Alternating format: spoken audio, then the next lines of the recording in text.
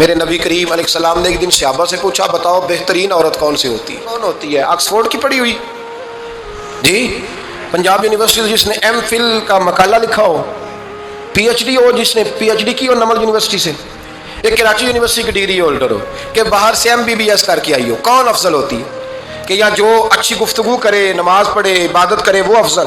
کوئی تو ایسی وجہ ہوگی نا۔ صحابہ سے حضور نے سوال پوچھا تو صحابہ نے بھی مختلف جوابات دیے۔ کسی نے کہا حضور پنجگانہ نماز پڑھنے والی، پر میں بات تمہاری ٹھیک ہے پر تم میری مراد کو نہیں پہنچے۔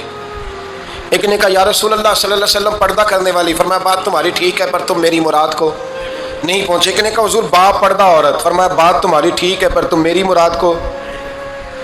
حضرت علی کہتے ہیں بیٹھا میں بھی تھا بیچ، لیکن میں بھی مراد کو سمجھ نہیں پا رہا تھا، حالانکہ شہر علم کے دروازے کا نام مولا علی ہے۔ فرماتے ہیں اس وقت اللہ کی حکمت تھی کہ جواب کوئی اور دے، تو حضرت علی کہتے ہیں قد بھی میرا چھوٹا تھا، بیٹھا بھی میں پیچھے تھا، تو تھوڑی گردن اور جھکا کے نا تو میں نکل گیا اور فاطمہ کے حجرے میں پہنچ گیا۔ تو میں نے